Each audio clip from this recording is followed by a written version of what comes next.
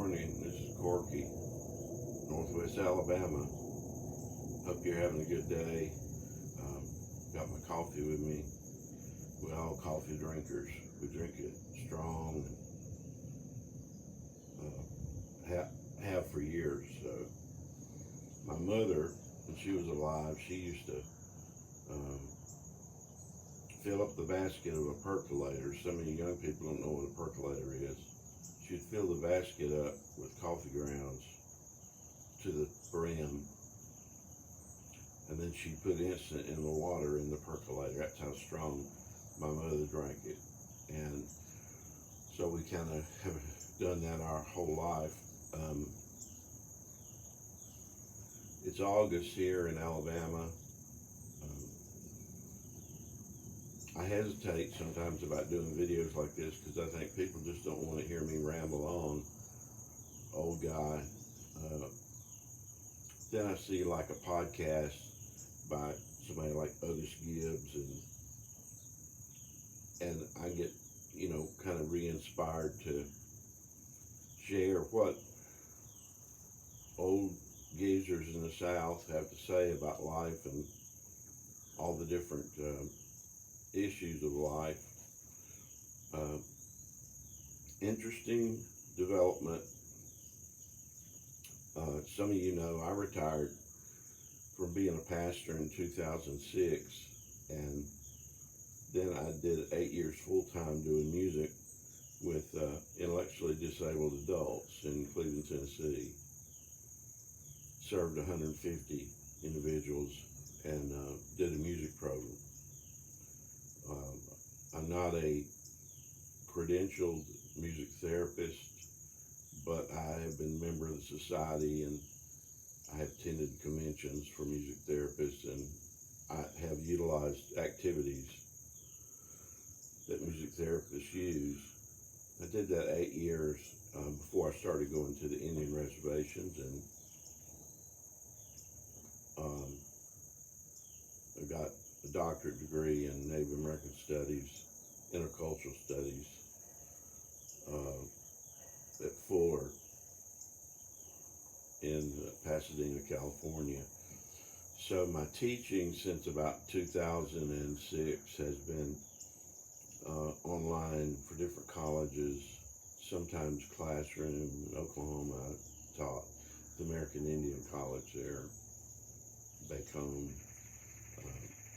And now for the last 5 years, or a little less, I've been teaching intercultural studies here in Hamilton, Alabama at the Ramp University, founded by Karen Wheaton. She's a gospel singer. Interesting development. I received a contact a few days ago inviting me to teach music at the middle school here in town. And so, Lord willing, this Thursday I have my first class, and I will be teaching music in the middle school. Now, those of you who know me or have heard me talk about music know that I don't read standard notation.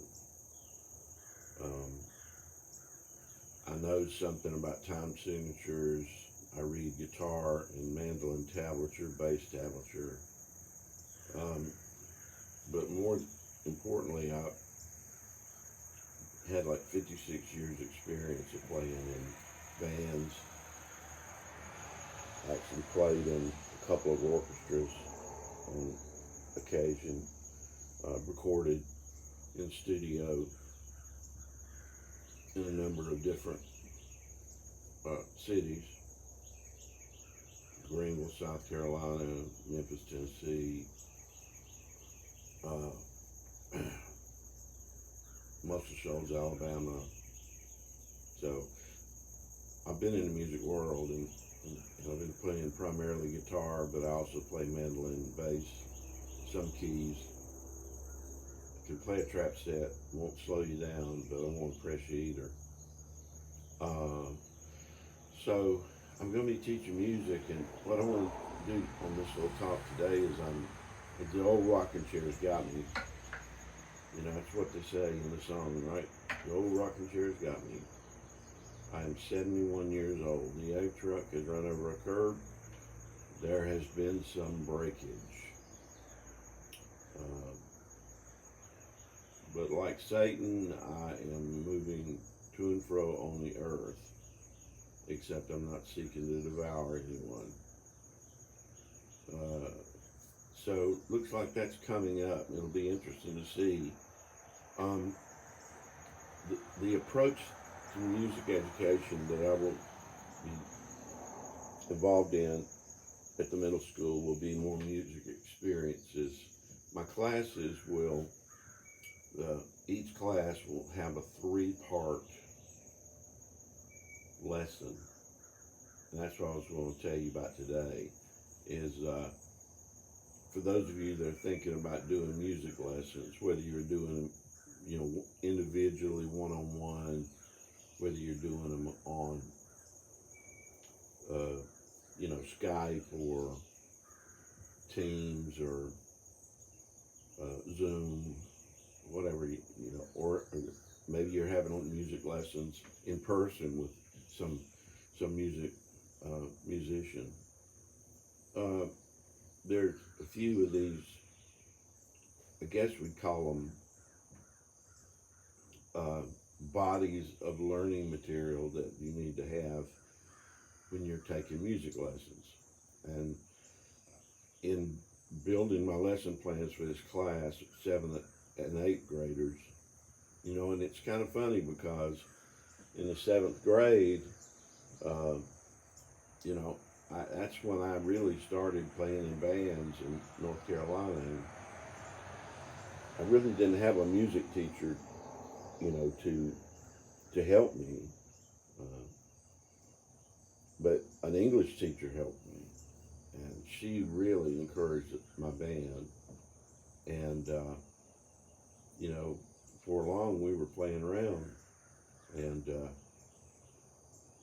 her name was Jerry Carter. She's on Facebook. She's a friend of mine on Facebook, and she was my English teacher.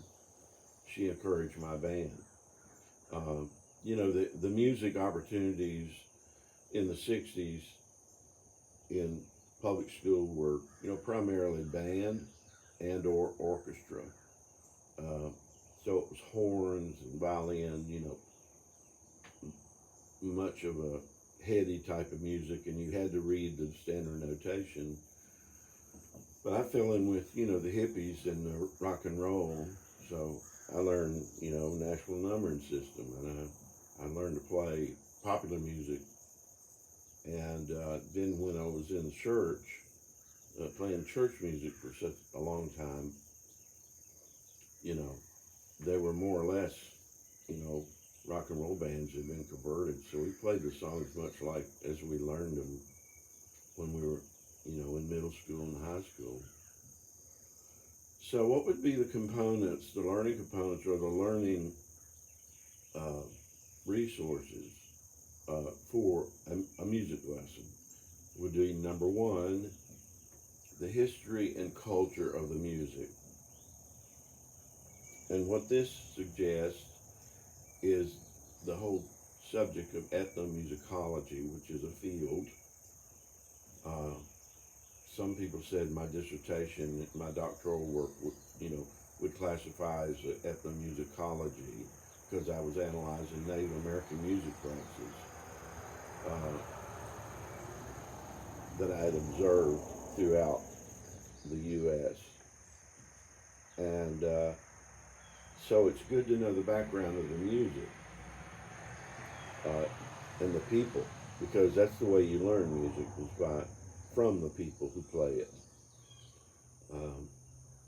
So it's good if you're going to be a guitar player, learn from a guitar player. Learn from, if you're going to learn Latin music, learn it from a Latino person. And so we move around to these different cultures. I'm going to be teaching on American blues, particularly Mississippi Delta, which I've been teaching through tours and performance for years. The early roots of American music, the blues. I'll be teaching uh, you know, Latin music, Chicano. I'll be teaching, uh, a number of other styles. Um, and so, first, the history and culture of the music that you listen to. Secondly, my second 20 minutes of my hour class is going to be music listening. So you need to be turned on to who are the artists who sing and play this type of music. Um, and then the third 20 minutes of the lesson should be actually practically making music so that there will be an instrument. The instruments that I will be involved in at the middle school will be ukulele, which is like an entry level for guitar, hand drumming, drum circles. I was trained in Nashville by the Reno Drum Company to do empowerment drumming and drum circles. And then I'll also be teaching guitar, and then I'm also involved in the founding of a mandolin ensemble here in Hamilton, Alabama.